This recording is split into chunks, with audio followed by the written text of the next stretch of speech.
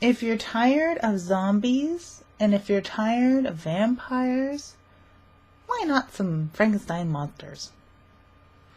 I like that typical book starts with a thunder crack, which goes well with his lightning and thunder inspired book.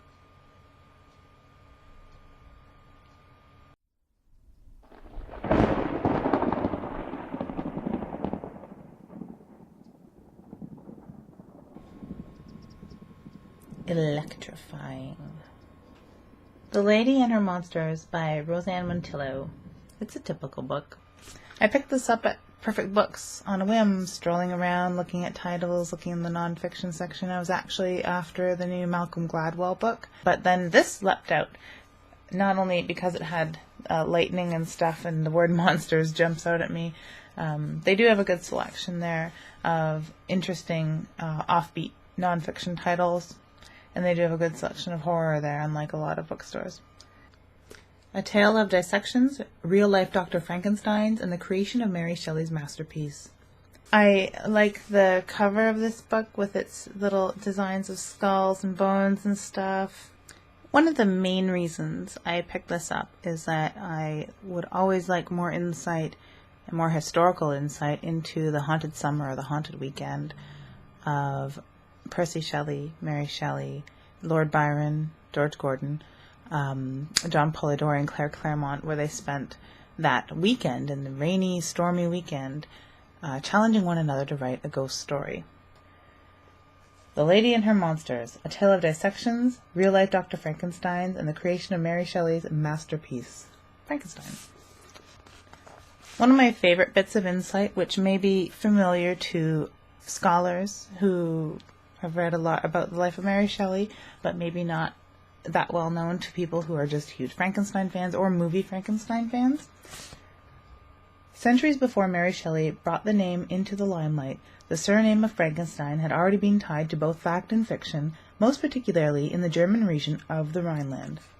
The real Frankenstein family had settled in a formidable castle overlooking the Darmstadt region, where their deeds, famous and infamous, began to be recorded in the annals of history. The castle itself rose behind unbridgeable mountains. Sound familiar? Its outlines shivering against the grey sky that most often covered the region. In the mid-1400s, the castle was the site of much bloodshed, when a member of the family was locked in mortal combat with an enemy of unusual fortitude and cunning, with a deep understanding of psychological warfare.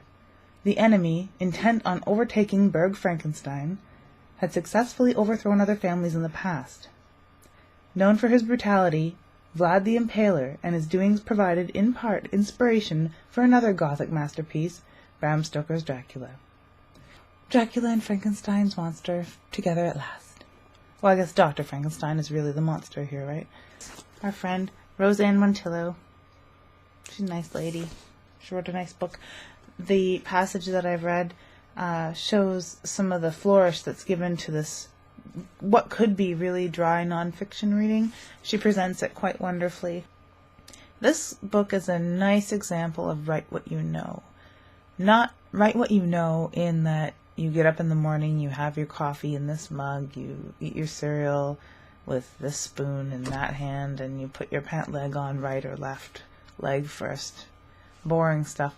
Write what you know in that what struck you and what created you as a person, what it is that sewed you together from a child onward, or from a young adult onward, when you can start making decisions and conversations and interest-based decisions and things you read and places you went.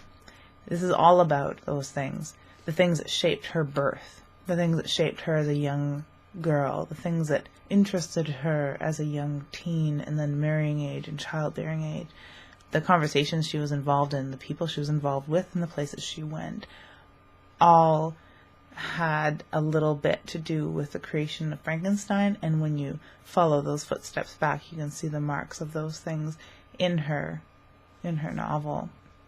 It is inspiring, this book, to know that the things you like, the things that sew you together, the things that you enjoy, and the things that make you tick will eventually worm and weave their way into your writing, the same way that these things wormed and wove their way into her writing, Frankenstein. There's a lot of lightning and thunder and storms and desolation and darkness used as a writing device in this. I do like when a nonfiction writer pulls out their fiction toolbox to spruce up their work. It's weird that a lot of these nonfiction, writerly type books that I've been reading, horror-related writing books, keep coming back to grave robbers and Burke and Hare. So maybe I'm going to seek out some stuff about that. I also watched a film about grave robbers. I can't remember the title right now, about Burke and Hare. I think it's about Burke and Hare and the Westport murders. Super fascinating stuff about why we bury people the way that we do to protect from people stealing them, and what medical colleges were doing with bodies back then. Really fascinating stuff. Speaking of movies, if you want the Coles Notes version then pick up the film Haunted Summer. It's got Eric Stoltz in it, and it's a pretty fun movie. I highly recommend it. I highly recommend Lady and Her Monsters. It's a typical book.